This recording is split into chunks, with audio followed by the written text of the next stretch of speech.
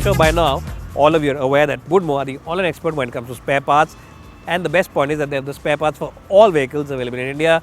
So even if your car is out of production now, maybe you have a large generation model, even then they have the spare part available, they have the entire catalog, and the best point is that they have the same spare part from a host of different component makers, which gives you great flexibility in the pricing overall. So check them out today, check out the app, it's available both for iOS as well as Android devices, and also check out the website for the latest schemes as well as offers.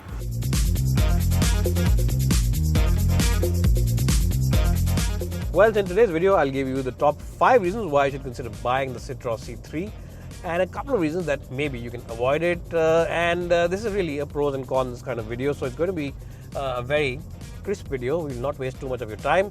Now, the first reason why you should consider buying it is simply because of the way this car looks from the front end. Yes, the front end, the back end, the interiors. If you are someone who is a design student, if you are someone who loves unique things, if you are someone who wants to stand out from a crowd, then definitely this is the car to go for. It really looks very sharp on the outside and it has very flowing lines, and people in your colony, in your society will not mistake it for any other car other than a Citroen. So it really is a standout car in terms of the design elements. That's reason number 1 why you should consider buying this car.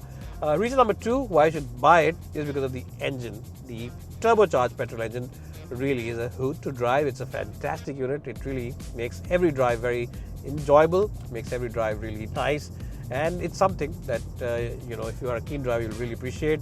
It's good in terms of performance. It's very peppy to drive, and the gearbox also is quite okay. It's a 6-speed unit, so you get great flexibility on the highway as well in terms of the overall revs, and the engine noise also drops because of the extra 6th gear on this car. So that's the second reason why you should consider buying it. The performance as well as the overall driving bits. And by performance, I don't mean just the engine. Even the steering wheel feedback is quite good, and the clutch action is also light. So you'll really enjoy driving this.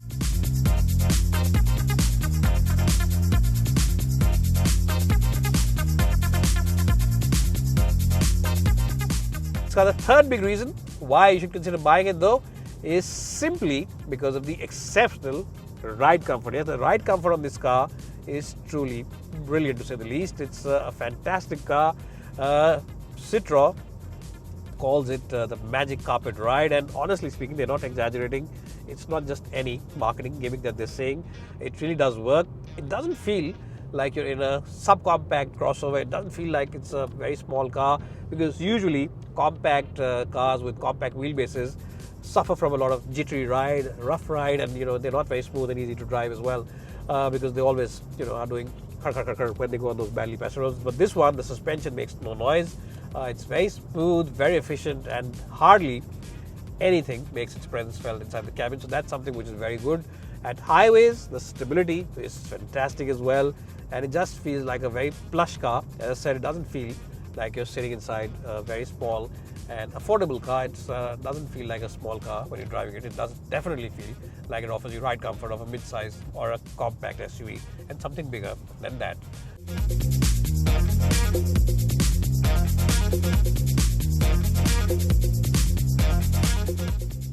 Well, the fourth big reason why you should consider buying this car is because of the practicality as well as the overall space that Citroen engineers have managed to carve out. Now, what do I mean by practicality? Lots of places to keep your odds and ends, lots of trays, big bottle holders and door bins, place over here where you can keep those coins, maybe your wallet. Visibility from the front end is quite good, and the space also is quite decent. Back seat space is decent, space in the front is decent. Then the seat comfort also is generally quite decent and quite good. So that's another reason why I should consider it. The cabin, Citroen engineers seem to have really carved out every inch from it and given you lots of space. It feels quite nice and airy, especially in the back. So that's another big reason why I should consider buying this car. And the fifth reason why I should consider buying this car is because of this touchscreen. Now, this touchscreen is a 10-inch touchscreen, and usually small cars or affordable cars don't have these big touchscreens. It gets Apple CarPlay, Android Auto. Really feels nice to operate, easy nature. And the sound system also that we've got on this car is quite okay, considering that this will be at the lower end of the pricing range. So if you're an audiophile, if you're a tech file, then you'll enjoy using the system and the setup on this car. It really feels nice and premium. And again, it doesn't feel like you're sitting inside a car which takes on the likes of the Ignis and the Tata Punch. It feels maybe a notch or two above that category. So it definitely is a big advantage as well. But these were the big plus points. There are a few negatives as well. What are those big negatives? Well, first big negative is the fact that the visibility at the back is really quite bad. If you are someone who lives in a tight parking area, you always have an issue to finding a parking space, then this car isn't really for you. And what I mean by that, well, let me just stop it for you. I'll stop it now and put it into reverse. And when I put it into reverse like this, you see that there is nothing over here which shows you the reverse parking camera. And if you see the back, you'll see the C-pillars are really very big and very chunky. And if you have to reverse this car, then it will be a big issue if you're driving it for the first time or the first few times, because you'll really have to, crane your neck like this and see where you're reversing. So that's a big negative, and definitely one of the big reasons why you should try and buy something else. Ignis has better visibility. Some other cars in this price range have better visibility. So that's something which maybe you will not truly appreciate and enjoy.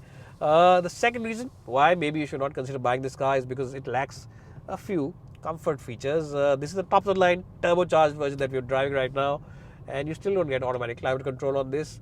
And as I said, you don't get reverse parking camera, which is really something which is surprisingly missing on this car. And also some fancy features like maybe an automatic headlamp and stuff like that is missing. And everybody might not really like the hard plastic. So we have some of the plastics are quite hard.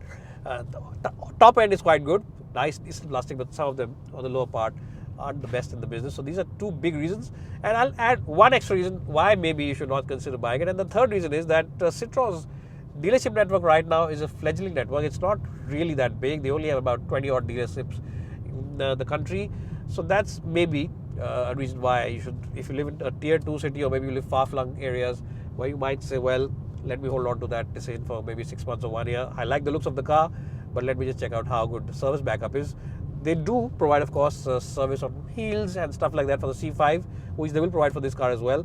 But yes, right now, it's not as big as, say, maybe a Tata Motors or maybe a Maruti Suzuki or even a Hyundai.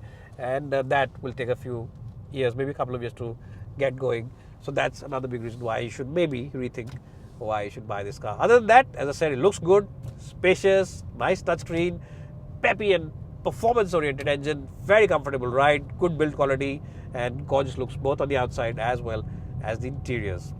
So guys, this was my pros and cons, positives and negatives about the Citroen C3. What do you think? Do you think this car really takes on a hatchback? What do you think? Should this car be in the compact SUV segment? Should it be in the crossover segment? Citroen's positioned it as a premium hatchback, maybe, but not really a compact SUV and a compact crossover. It's small, it's cute, it's stylish, and it's very competitive. It's going to be very competitively priced as well. If you enjoyed watching this video, then please give us a like. If you didn't enjoy watching it, give us a dislike, because that's your right. And do let me know what other cars you'd like to see on this channel. Anyways, my name is Ashish Masih. I'm signing off from this video now. We'll catch you very soon in the next one. And as I said, please do subscribe to us and share this video with all your friends. Bye for now, and thanks so much for watching.